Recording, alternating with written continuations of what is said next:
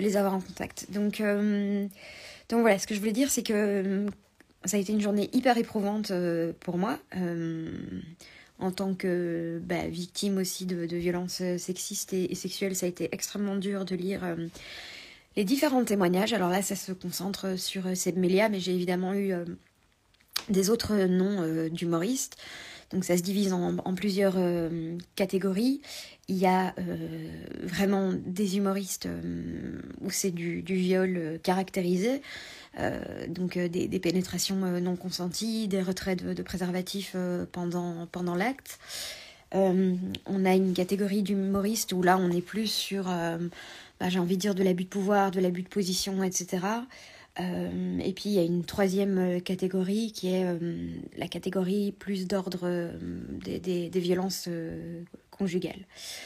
Donc voilà, concernant Seb Melia, moi j'ai rien de personnel contre ce type, mais j'ai toujours entendu d'affreuses rumeurs sur lui et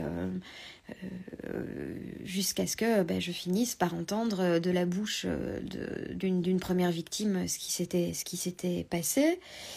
Et personne n'a parlé dans le milieu de l'humour parce que, je pense qu'il y a une tolérance institutionnelle de la part des personnes qui ont le pouvoir. Et puis il y a une peur bien justifiée du côté des femmes, et on ne peut pas leur en vouloir. C'est vrai que c'est un monde où on est très vite blacklisté. J'en suis la preuve, hein. Moi j'ai dénoncé le harcèlement, alors pas sexuel, mais le harcèlement professionnel dont j'ai été victime chez France Inter, et je n'ai plus jamais été réengagée sur France Inter.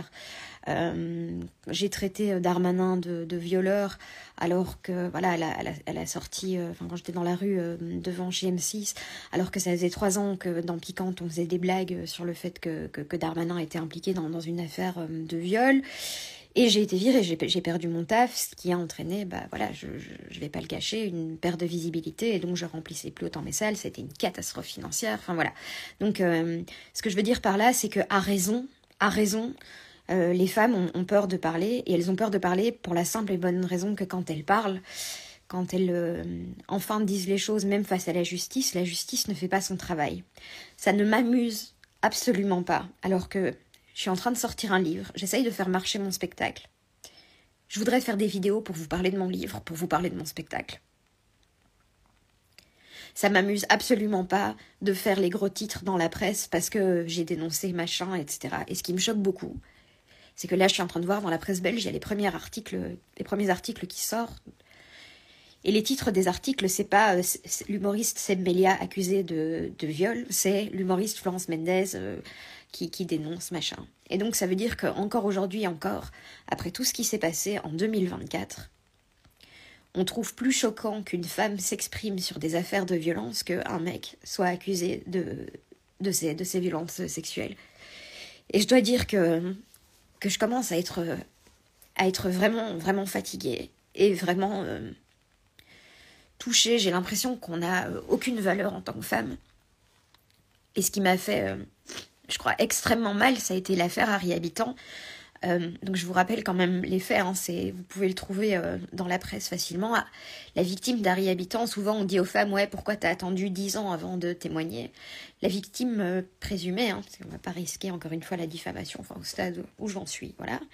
La victime présumée d'Harry Habitant, elle a été faire constater ses blessures le soir même, d'accord? Donc le soir même. Et on parle de blessures qui sont des lésions anales, d'accord? Qui ont entraîné des jours d'ITT.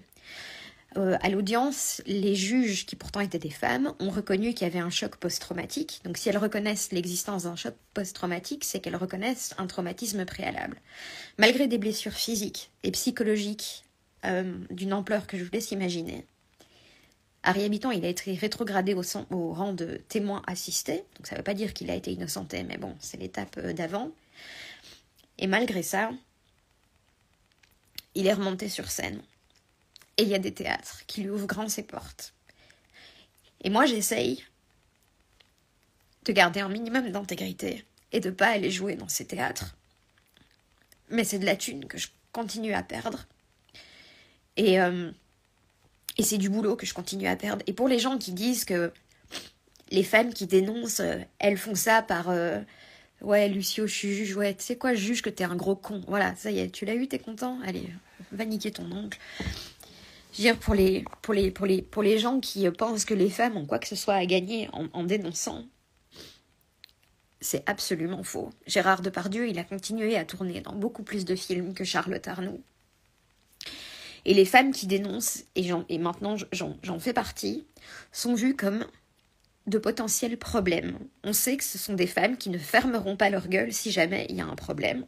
Et encore une fois, je ne juge absolument pas celles qui choisissent le silence, parce que c'est hyper dur à faire comme choix aussi. Moi, j'ai été victime de viol à l'âge de 15 ans. J'ai fait le choix du silence, parce que j'ai pas osé aller porter plainte. Et j'ai appris plus tard que ce mec avait fait une deuxième victime. Donc, je l'ai porté, ce poids du silence, je sais ce que c'est.